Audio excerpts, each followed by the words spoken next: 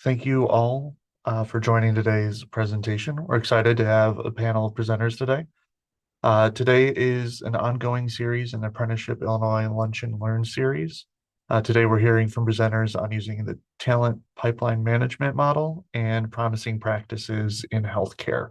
Before we dive into the presentation, just want to go over some housekeeping notes to ensure a smooth experience for everyone.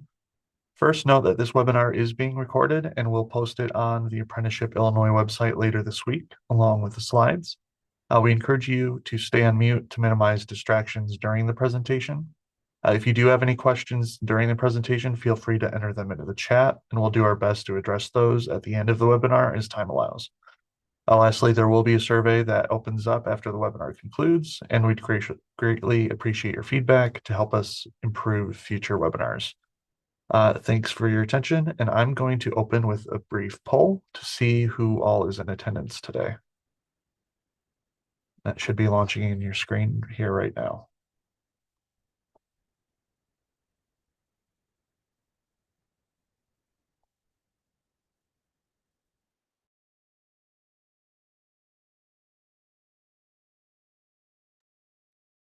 Wait a little bit longer, get some more responses in.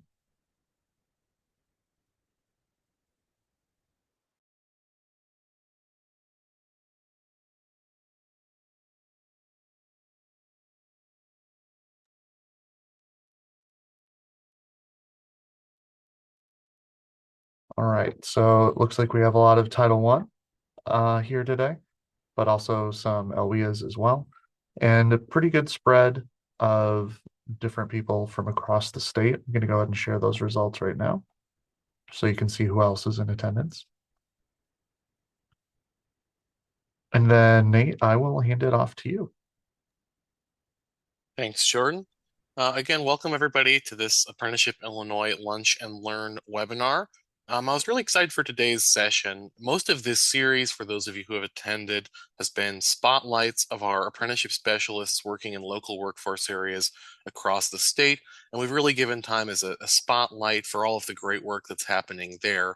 But we also wanted to show off some of the really exciting partnerships happening, not just through our LWIAs, but through our workforce stakeholders working across the state as well. And so today we're going to hear some really exciting youth apprenticeship news coming out of District 214, working alongside talent pipeline management, which, as you know, many of you have gone through that great training with Kim Kuchenbrod, and many more of you will in the coming months and years, I'm sure.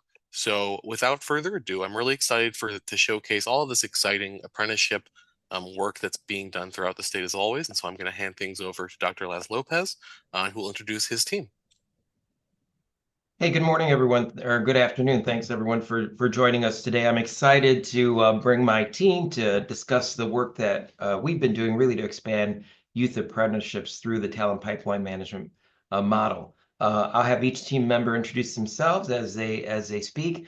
First off, just introduce myself. I serve as the Associate Superintendent for Teaching and Learning here at High School District 214, and we have been working on both work-based learning expansion and youth apprenticeships now for over a decade, with a concentration on youth apprenticeships really over the last 5 years or so, 5 or 6 years.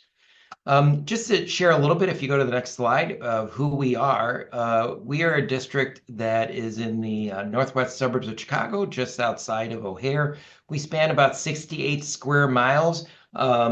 And as you know, in the state of Illinois, we are a high school district. So we have about 7 center districts and a private school. And so our focus is really high school age students. About 12,000 students, as you can see there. And we really span about 8 different communities. So we have a lot of potential partners. So we are fortunate in that area.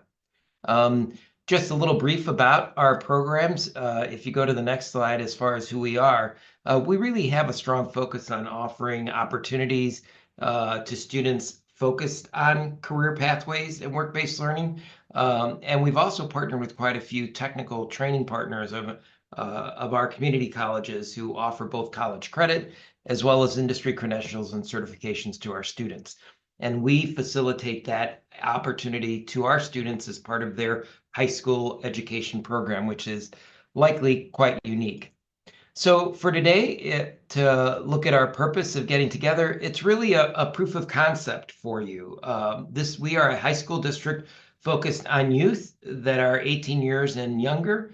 And just to show you how we've worked with our industry partners, specifically today, we're going to focus on the healthcare field because of the uniqueness of that and things that have happened in that space to create an apprenticeship program that serves as a tool for pipeline development. However, everything you hear about today we've replicated across the board in many other apprenticeable areas. So with that, I'm going to turn it over to Barb Kane, who's our Director for Career Discovery. Good afternoon, everyone. I'm Barb. I'm excited to be here and share a little bit about our programs today and how we facilitate this apprenticeship experience for our students and our employer partners to ultimately facilitate the development of a talent pipeline. So as Laz mentioned, in our District 214, we are very focused on a career pathways program of study in addition to just our core academics. We really want students to participate in exploratory and skill development coursework across all of our pathways to develop their interests and their passions and help them identify what comes next for them after high school. And to do that, we really believe strongly that this career pathways model needs to incorporate sort of three different components. One is that there's a series of coursework, and I'll show you an example of that in a moment. In each of our pathways, we offer a series of courses that students can access with different on-ramps and off-ramps. So a student doesn't have to decide their pathway as a freshman and stick with it. They can explore multiple different pathways, sort of with that goal of seeing what sticks for them. And in addition to that, there should be some sort of workplace learning experience that each student can facilitate where they are out in the world in an authentic industry setting, sort of understanding what that coursework taught them and how they apply that in an authentic environment. And then that third component of the pathways is that all of our pathways offer some sort of senior year capstone experience that offers them either early college credit or some sort of industry credential or certification, or oftentimes both. So we're really meeting principles 1 and 3 directly through our coursework, which is what you see. That's okay. On the next screen here, this is an example of the coursework that we offer in our healthcare pathways, which you can see there's sort of each of those columns is a year in school, so 9, 10, 11, 12, knowing that many of these courses don't necessarily have a prerequisite, so you don't have to necessarily participate in the early classes to get to the later classes, although healthcare is one where we'll talk about in a second. It's really beneficial to be able to do that. So we offer our students a variety of courses, but what's really important is the offering of this, I've circled it here, this college nursing assistant training, which is the CNA certification course that's offered as a dual credit course through our community college partner. And we offer that to students as early as junior year. So we have about half of the students that are enrolled in this course are seniors, and about half of them are juniors. And it's really these juniors that we're excited to be able to then ultimately facilitate an even stronger experience their senior year as they can access this apprenticeship program that we're talking about. So if you want to scroll to the next, this is how we really, that apprenticeship opportunity really hits this second component here, this work-based learning. But know that even in the pathways where we don't offer apprenticeship, we do still offer some sort of work-based learning experiences to students. So we offer everything from supported work environments for our students with special needs to independent work-based learning opportunities through internship or apprenticeship, so that all students who are in our district can access some sort of work-based learning on this career pathways planning process. So if we move ahead, so really we're first going to talk about strategy 1, which is this idea of organizing our employers and ourselves and our partners in a collaborative environment to kind of talk about the program inception. So I'm going to turn it over to Kathy Gannon, who is our apprenticeship program manager and our partnership manager at District 214. Thank you. Thanks, Barb. Thanks, everyone. I'm grateful to be part of this team and share our talent pipeline strategies with you, specifically with the CNA apprenticeship. So our first strategy, as Barb mentioned, is kind of organizing leadership and how we collaborate with our partners. And this strategy really is about helping develop that robust talent pipeline and collaborate between the partners and us as an educational entity to create this apprenticeship program that will hopefully funnel talent to the employer. That is what the goal is of that. So the benefit that we bring as a high school entity to the employers is that we're also the educational provider, and we cover the cost of the related technical instruction for the apprenticeship. Specifically for this one is a dual credit class at Harper. And we also serve as an intermediary, and then we again provide support to the partner employer and to our students to ensure success. Next slide, please. Thank you. So how do we engage? Really, that's kind of the interesting metamorphosis of this whole program. So initially, when we approached healthcare, as Laz had mentioned, we really have been doing this for a decade as far as internships go. And so when we started to develop the apprenticeship in healthcare, approaching employers and talking about this, a lot of them were hesitant because our students are under 18, because they're high schoolers, and they were a little bit concerned about being able to employ a worker under 18. And really that has shifted quite a bit now. And now we are in much more of a collaborative mode with our partners in our community to plan together and gain traction and help them with their workforce needs. Next slide, please.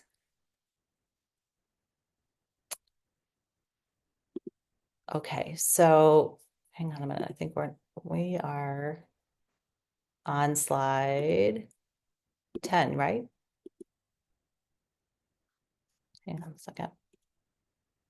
My slide is different than your slide, so hang on. Okay, so strategy 2 is the critical job demand. So again, convincing an employer to engage with us at our level and demonstrate that we really understand like what the workforce needs, even though we're a high school district, really are working together to help our community and their workforce development and talent pipeline. So what we're trying to do here is really help them develop this program. And so we finally started these talks to be a little bit more robust when COVID hit, as everyone remembers. Even though it seems long ago, we have all vivid memories of what that looked like. And for the healthcare faction, that really was a challenge for them. We had so many of our healthcare professionals leaving because of COVID. And so we found this to be kind of the tipping point where really it went in our favor to be able to have these conversations of how can we help as a high school to help them with their talent pipeline. So 2 things. One, we were able to share success stories about our initial CNA apprenticeship and the experiences of one partner that was willing to take the chance on us during those COVID times, and then build on that. With nursing assistants leaving the healthcare industry in droves, employers were definitely much more open to learning about new avenues and for us to share successes on how we could help them gain more CNAs in their workforce and on their staff. So strategy 3, aligning and communicating the job requirements. So once we kind of all came together and they realized we did have a solution to their talent pipeline and we had this kind of seat at the table, it was really important for us to have this conversation about what skills they were looking for in their CNAs in order to be relevant to them, and for us to be able to demonstrate that our high school students would have these skills and be appropriate for their workforce. And we are able to give them those skills through the coursework, the CNA certification, the clinicals that our students go through, as Barb mentioned, as juniors and seniors. And we are able to develop a list of competencies for this apprenticeship that came from the DOL, Department of Labor, and that those could align to the job requirements of the partner and those responsibilities and tasks that they do as a CNA, and that our students were able to fulfill those. And this competency framework that existed with the DOL as a registered CNA apprenticeship was really a great fit and helped us utilize those competencies to the benefit of our employers. So students who go through CNA have already done about 350 hours of related technical instruction, math and English, and gone through that proficiency. So they're coming to the table really prepared and ready to go. The clinicals hours that they go through in the CNA program are 40 hours, and then they really are gaining almost 800 hours of kind of what we call pre-apprenticeship work from freshman to junior year when they're in that pathway, by going through all of that sequence of coursework. So it really is a 4-year experience, although this is the capstone as a senior. They really have kind of been in a pre-apprenticeship mode in that health careers pathway. Okay, Hey, next. Kathy, can I ask something before you move Yeah. on, just because I think pertinent here and we have some time, is just this concept that I know that our drive was around CNA, but we know that the employers told us they have other needs than just the CNA. And while we're graduating 300 CNA a year, not all of these students, they're not aspiring just to be CNAs. So can you, I don't know if you're going to speak to that, or can you Yeah. speak to sort of what that it's more, even though the CNA is our hook Right. and the entry point, not the whole story, right? For the Right. employer. Exactly. The employer they definitely have a need for CNAs, but they realize that our students, many of them want to go above and beyond that in different careers within healthcare. Many of them want to be RNs or PAs or doctors, et cetera. And so this is kind of a stepping stone. And really, the employers embrace that idea of them starting as a CNA young, being able to train them, fit in their culture and their climate, and then it helps support them in their dreams to go further above and beyond to what their career goals are. And many of them have that connection where they're continuing to work as a CNA while they're still going to college as a nurse. A lot of these experiences, students use those to help with their college applications and gain direct admittance to a nursing program in college. So yeah, I think the hospitals have not just a workforce need in CNA, but there's openings all across the hospital settings and long-term care facilities for talented workers. And so they're happy to meet the students where they're at this initial entry point of CNA, and then help support them above and beyond wherever they want to go and help connect them to professionals so they can learn more about those careers. Okay, so slide 14 talks a little bit about the competencies and what our students come to the table knowing. As we talked about, we're able to match those skills and that competency framework to what the employers were looking for. So our students come in really prepared because they already passed that CNA exam prior to starting the apprenticeship. And really that aligns with what tasks they're working on as a CNA, whether it's in a hospital or a long-term care facility. And then we work alongside the employer and the student to make sure that those competencies are met. We meet as a group to check in on those competencies a couple times a year. We definitely have worked with our employers as far as designing our student schedules to be aligned with what they need as far as their talent and availability for a student to work. So, of course, our number one priority for our students is they have to graduate high school. So we're working with the counselors and master schedulers and what they need to graduate as far as graduation requirements, and really changing their senior year to be non-traditional, as we call it. And we work really hard to create a schedule. This is just a sample one of what a student's day or days look like. We're on a block schedule, which is pretty unique. So we can have a student be taking all of their academics on an A day, and then the following day would be a work day for them. And so this really helps the student kind of focus on their academics and then know when they're going to work. And it also gives the employer what they need as far as making sure the student can be on the schedule. These student apprentices in CNA get wonderful training through our employer partners. Once they're trained, they have a mentor, and then they're really part of the staff, again, helping with that workforce development. So they're scheduled just like a regular CNA employee would be, and they work with the scheduler at the hospital or long-term care facility to make sure that they're being significant help in that workforce and talent pipeline, and scheduling. And many of our students are so eager and willing to take on shifts for their coworkers. They become part of the staff, and many times coworkers say, "Hey, can you pick up my shift?" A lot of the students recognize that some of the nurses and CNAs are full-time parents and have other obligations. And they're like, I'll pick up your shift on Christmas Eve. I don't have anything to do. So they really become an integral part of the staff, and the schedule allows them to participate in that manner and still, again, get their academics complete. All right, so we're going to pass it back to Barb, who's going to talk about strategy 4, which is analyzing the talent pipeline. Yeah, so we've talked about the employer needs and being able to meet the employer needs. And in order to create that talent pipeline that fulfills their needs, obviously we need a steady supply of candidates, qualified candidates. So if you'd advance to the next screen, Laz referred to this, but in our high school district, we are graduating between 250 and 300 CNA students annually. When I say graduating, I mean they're getting the certification. So that is really a mix of both senior students and junior students, and the juniors represent about half of that group there. And so that's really the group that we're targeting for participating in this senior year apprenticeship experience, where they become an employee in addition to spending their time in our classrooms meeting their graduation requirements.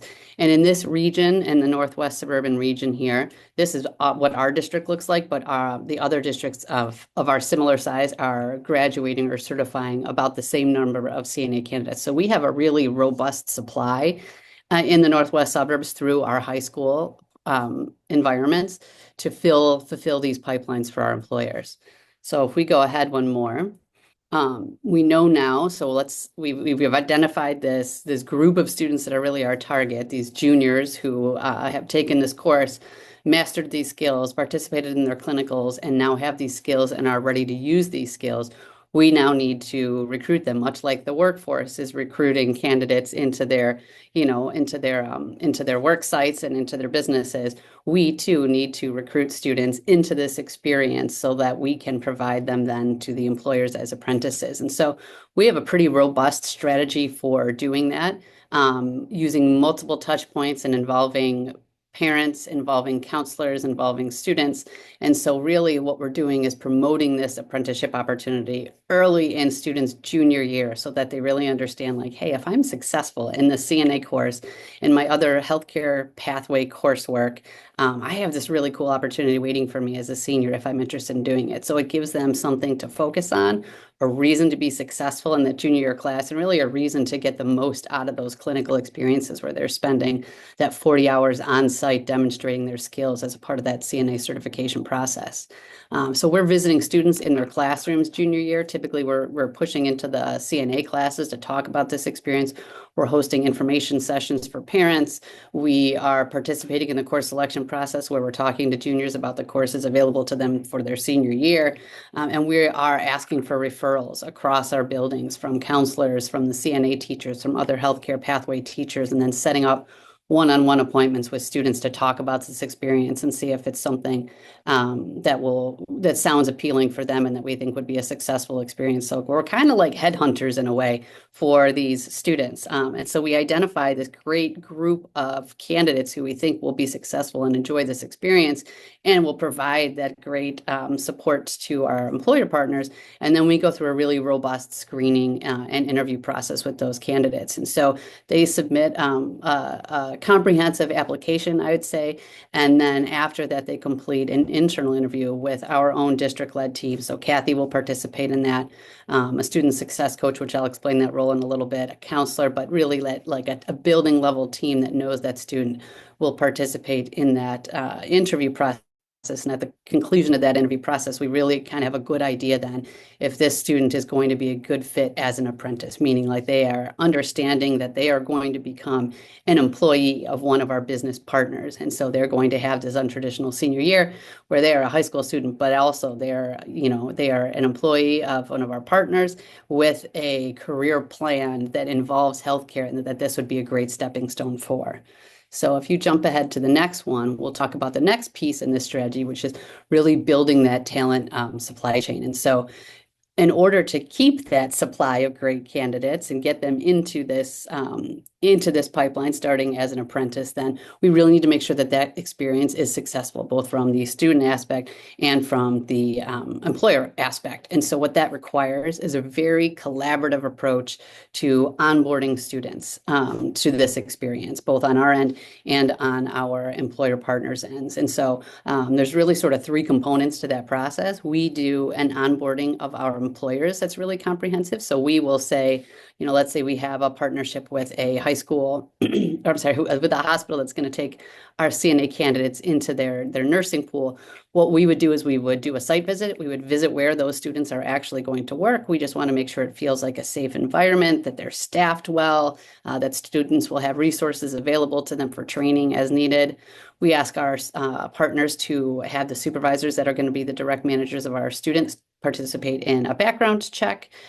We sign a partner agreement with them, and then we spend a lot of time. We have a lot of conversations to kind of go over those program details and the logistics like the schedule so that we can make sure that what we are on providing our students in terms of onboarding and in terms of information about this experience matches what the employer's expectations are going to be. And so that's sort of that first piece. And then that second piece is the student onboarding that we do of all of our apprentice candidates. And that onboarding is really meant to help our students, many of whom have never been in a professional work setting yet. So this may be the first time that they are an employee. So we want them to be successful and we want them to know what they expect when they walk onto those employer campuses on their first day. So we're going through professional development that's aimed at getting them workplace ready. So we're talking about things like what is appropriate in terms of communications. When is it okay to text versus when do you send an email versus what is a face-to-face conversation? We talk about dress code. We talk about workplace etiquette. All those things that if they've never worked before, they kind of need to grasp before they get to the employer so they can feel successful there. Because I think a lot of our employers, they don't necessarily, they're not necessarily used to onboarding employees for whom they've never been in a workplace before. So we want to make sure that that's successful. And then the third piece is really the employer onboarding. So when that employer onboards our students, that are onboarding them just like they would any other new hire. So they're going to go through, the HR processes and the payroll processes and all that, as well as all the new hire training that's really job specific. And so we find that when we can collaborate and sort of build this very comprehensive and like multi-dimensional onboarding plan, it really helps to position our students for success as employees with our partners. Next slide, please. And then once they are in those positions, what's important is that ongoing support for our students and that ongoing feedback loop with our partners. And so we have a position in our high schools that's called a student success coach. That student success coach is kind of like a combination mentor, counselor, and quite honestly, parent for these students because they are integrally involved in the support of that student as they're in this experience with the partner. And so if they're ever needing help kind of troubleshooting an issue at work, or how do I have a conversation with my supervisor, that's what that support person is there for. Our student success coach is there. They meet with our students regularly, at minimum on a monthly basis, but our coaches will tell you they see their students usually multiple times a week. And they are the first person whose office that student goes into when they have had an awesome day at work and they want to talk about it, or when they've had a rough day at work and they need a little bit of support on how to deal with something that maybe happened to them while they were in their work environment. So we find that that's really important that our students have that ongoing support from our district, as well as the ongoing support from the employer. And so with the employer, they usually are assigned, in addition to a supervisor, usually a mentor who kind of understands what it's like to be a new employee and can support that student throughout that experience as they gain some familiarity and comfort with being an employee. It's kind of helping them get to that point where they can feel successful. Can I give an example real quick? Please. So our CNA apprentices, as Barb mentioned, are in long-term care and healthcare hospital facilities. And they're, again, high schoolers. A lot of times they are not expecting to necessarily see what they see for the first time. And there's definitely a level of maturity that we look for when we're screening those students. But early on, when we had a student for the first time experience an unfortunate loss of one of her patients, and she was the first person to respond, that's a trauma for anyone, no matter what age it is, at the first time, the second time, and learning how to manage those emotions was really something that they were struggling with. And the success coach really helped that student through it and listened when they came in the next day going, oh my gosh, you're not going to believe what just happened at work. And I'm really struggling to process that. And then that information then comes to me as the partnership manager. And I take that information and I go to the partner and I said, hey, listen, this just happened to one of our CNAs and they were really struggling. And so they put in place a safety net, in a sense, of a social work component for our students who might need that extra help to learn how to process the things that they see on the job, and help them understand how to work through those emotions and how to move forward. And so they put this process in place for our students now who might need that additional help. So it really is a very collaborative way to work together as, again, an intermediary for us, a support for the student, apprentice, and for the employer to go, hey, we need this, and for them to respond and put something in place so our students can continue to be successful. Really, again, shows the level of collaboration and the desire for everyone to have success. Thanks, Barb. You bet. Okay, so the next component is this sixth strategy, which is engaging in continuous improvement resiliency planning. We know that to ensure program success, that there has to be a continuous feedback loop between us and with the employer partner, and we've got to implement that with fidelity, because as Kathy mentioned, our hope and our goal is really that this is such a successful experience that when our students graduate from District 214 as an apprentice, that they maintain their employment with that partner, whether that's while they're going to school part-time or when they're home on breaks, or whatever that employment may look like. For some of them, it's transitioning directly into the workforce. And so what we would like to do is foster an engagement that's successful for everybody, where that student then is able to continue. And so what that looks like, we've talked about how we support our students when they are engaging in this apprenticeship experience, but we also are engaging in a continuous feedback loop with our employer partners. And so we do send like low stakes Google forms to get employers feedback and check in throughout the course of that year, because the apprenticeship is a year-long experience. And so we want to make sure that we are listening to them and they know that they are heard, and that we're incorporating any changes and being real nimble and flexible with what that experience looks like. And so in addition to these sort of informal feedback forms that we solicit feedback on a regular basis, Kathy is also meeting with all of our employer partners on a monthly basis to really talk about what that experience looks like, how that student's progressing against the competencies, the Department of Labor competencies that are really the goal of the program, and identifying if there's any skills gaps for the students, or also if there's opportunities. So some of the things we might find out from an employer partner is like, this is great, and the student has really kind of mastered a lot of these skills through their coursework and their clinicals and their early, months on the job, but we think that they could also do this, or we'd love to see if they want to be engaged in this. And so we're nimble and we work together with those employer partners to change and be flexible on what the experience looks like, both for the student and the partner, as that year goes on, based on how the student's performing and the changing needs of the employer partner as well. Sometimes what happens is, especially in healthcare, as we've seen, they end up losing staff. And so our students end up serving a stronger role than maybe they were originally hired to do, because they've demonstrated their skills and they're actually able to fill some of the gaps that our employers are experiencing as they're working to kind of build up their more robust workforce. So really important that we have that ongoing dialogue and that we have a structured approach for facilitating that feedback. Next, please. And of course, we can't forget the softer side of the employer district partnership. And so we engage in a lot of different stewardship activities over the course of that year that we're engaged. And for many of our employer partners, it's many years that we've engaged over many different students. And so we are always looking for new and different ways to reach out to those partners just to express our gratitude for their continued partnership, because as much as we want this program to be a success for our partners in creating this pipeline of talent that stays employed with them or engaged with them, it's also really important to us that we maintain that partnership so they will continue to take new students every year, so we can continue to facilitate this incredible program for years to come for all the different students who want them. And so we do silly things like sending Valentines and really like Thanksgiving tchotchkes and things like that, but just small things to let them know we're thinking about them, we're grateful for them, and we'd love to continue our partnership. And sort of the last piece to this is really also making sure that we are fulfilling our expectations as the facilitator of these apprenticeships for students, and that we are meeting any program requirements. So this is where I'm going to kick it over to Marcella, and she's going to talk a little bit about what that looks like. If you can go to the next slide.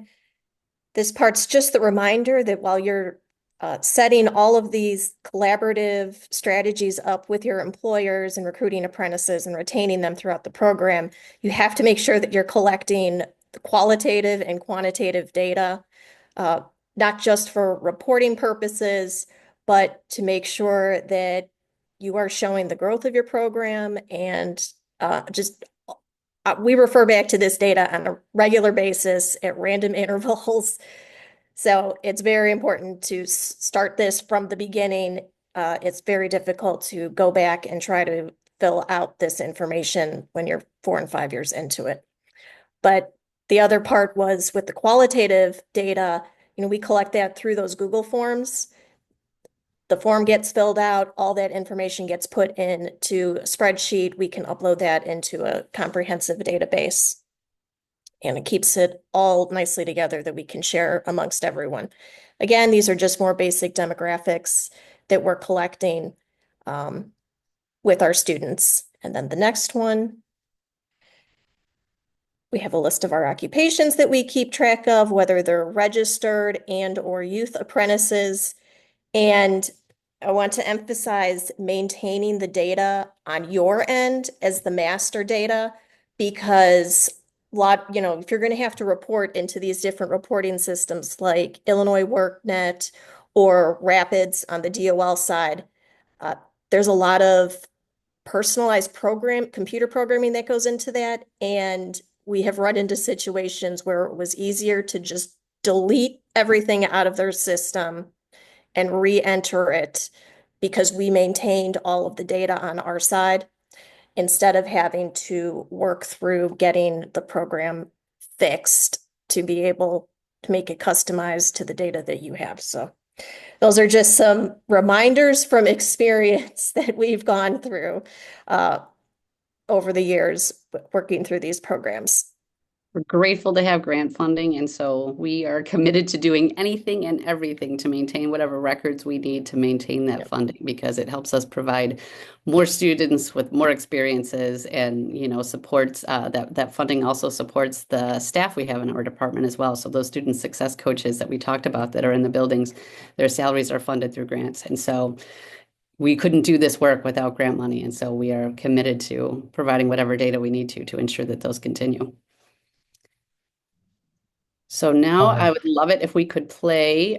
We have a couple of videos we'd love to show you that will demonstrate some of the experiences our students have as apprentices in this pathway.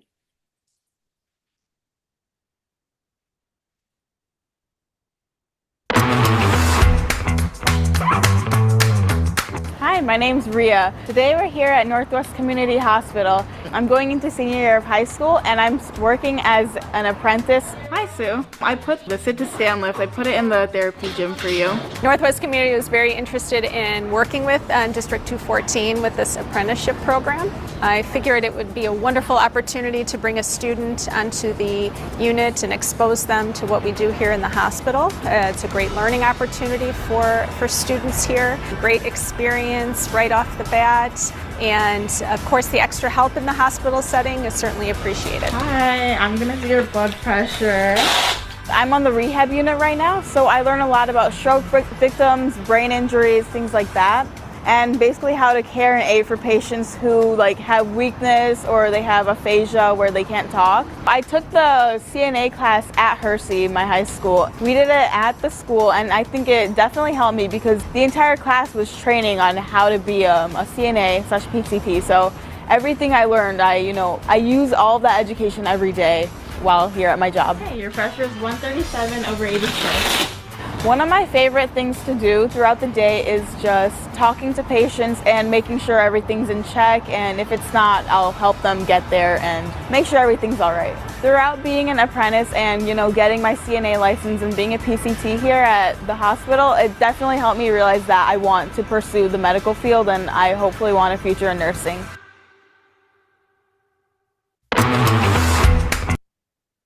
We've got one more we'd love to show. Good morning, everyone. My name is Alexis Menace. I am in 12th grade and go to Rolling Meadows High School. Currently, it's 5 a.m. and I'm eating a light breakfast and drinking my coffee before I go do my shift at Greek American Rehab and Care Center. So I just got into work. I'm gonna grab a mask and punch in and start my shift. I've been working here for almost a year now. When I'm not busy at Rolling Meadows High School taking classes, I'll come here throughout the week and the weekends to pick up shifts.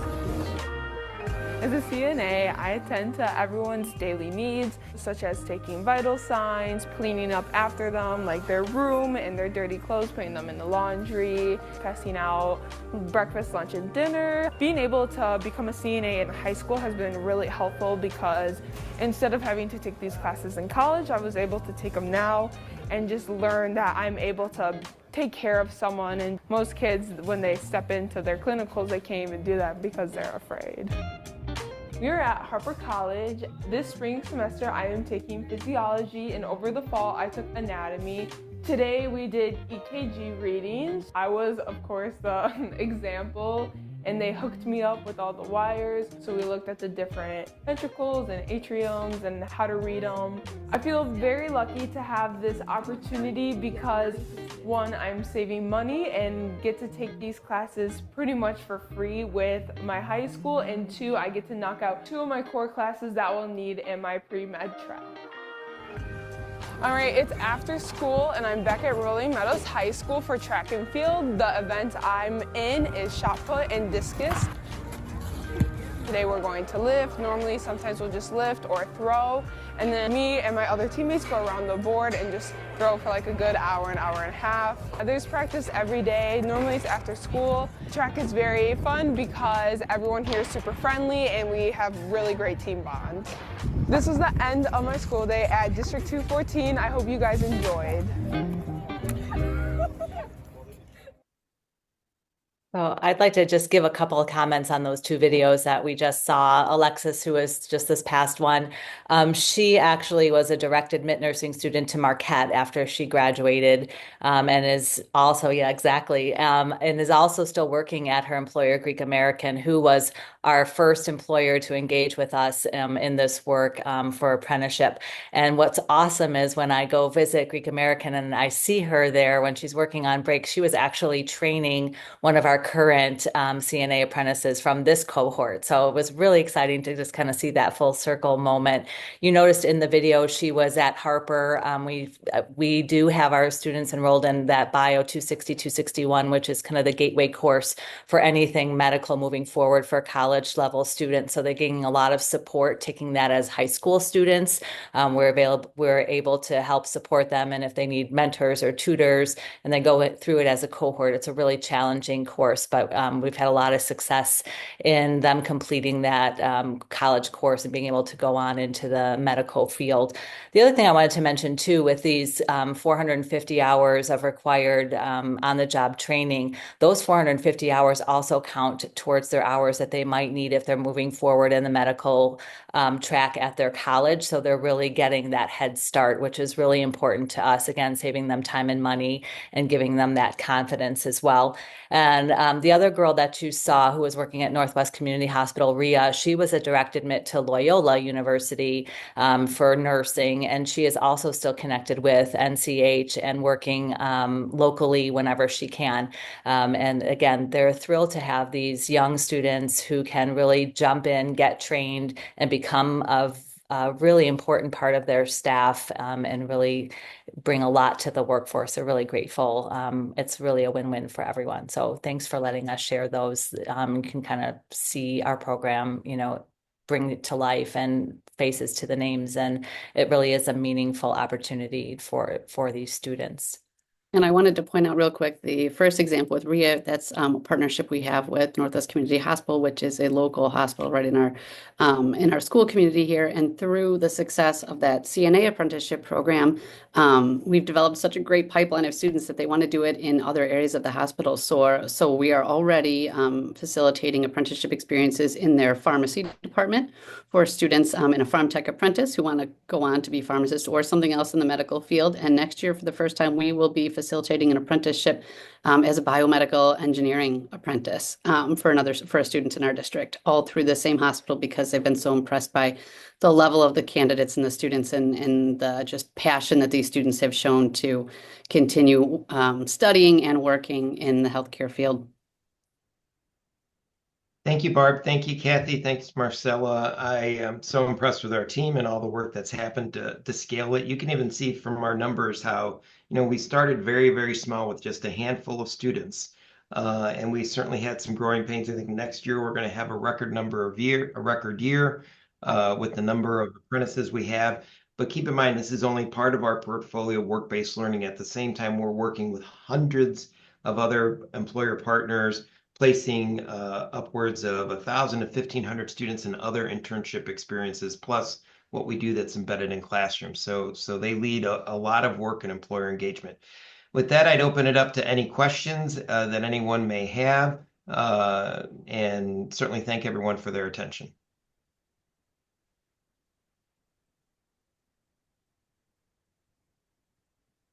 And if there aren't any, I would turn it back over to Jordan or Nate or Kim. I see you. Go ahead. Oh, we can't hear you, Kim. I'm sorry, we can't hear you. Can you hear me now? Yes. Okay, sorry about that. First of all, Laz, you never cease to amaze me at you and your team, and I can't say it enough that kudos, kudos, kudos. You guys, you rock it. You know exactly how to do those career pathways. And I wish every high school in Illinois would come to you and learn from you. But I have a couple of quick questions for you. One, have you ever provided the student and the parents the financial sheet of the finances that they saved by enrolling in these programs versus going a traditional route? Have you ever done that, and what was their responses? Good, Kathy, if you interview, because we provided it in overall with our early college efforts. We have a significant amount of dual credit opportunities, but Kathy, it seems like you might have some stories. Yeah, so I wouldn't say we've ever formally talked about it, but we definitely highlight that from the recruitment standpoint of you're saving time and money taking the dual credit courses. It's a $50 enrollment fee versus, hundreds of dollars a credit hour if they were going to take this on the other side post graduation. It really is an incentive. And I do meet with parents. We have a check-in for them, like a parent conference, and that is always a comment of parents of thank you so much for this opportunity of really providing such a great way for my child to, gain this dual credit experience and a paycheck, right? So they're also able to save for college if that's their main goal. So I think it really is definitely an incentive for families to be part of this program and save that time and money and get that, that CNA certification and be able to get out there and go to work and earn that paycheck and also have that dual credit paid for those classes as well. And I'm not sure every student recognizes the value of that when they're doing their first interviews, but I'll tell you, especially in this pathway, the RTI for this is college level anatomy and college physiology, and they're taken on the community college campus. And that students, once they get in that very first class and they take that first test and participate in that lab, they realize like they are not high school students when they're sitting in that classroom and they are surrounded by college peers and they truly feel like, holy cow, like I'm doing this. I'm a college student and they recognize the value of the experience that they're getting, which is really unique to these students. Mm-hmm. I So, do.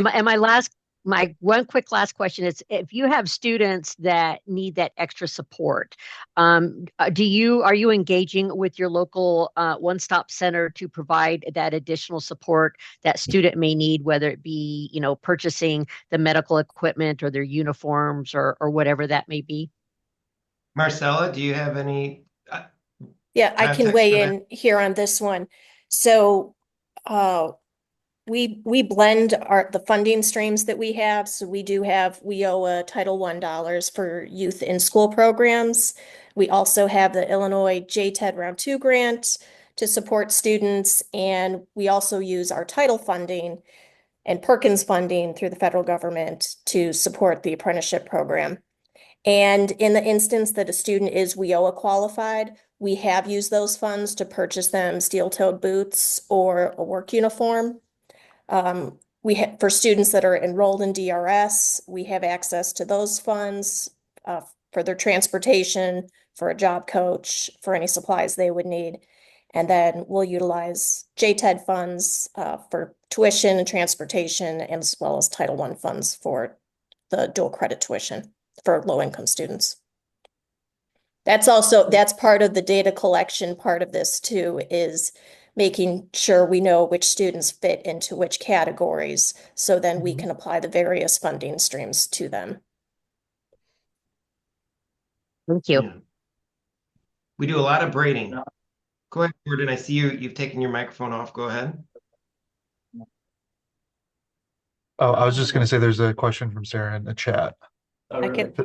I can address that. So the question is having to do with this direct entry that I mentioned for both those girls getting into direct nursing colleges right away. So we don't have a formalized partnership with any of the higher ed institutions, but both of the girls that you saw in the video use their apprenticeship as their essay topic. So they wrote about it. They also got letters of recommendation from their supervisors at their workplace and also from me. And so we all felt like those things coupled together with a strong application and academic background helped them gain that direct admittance.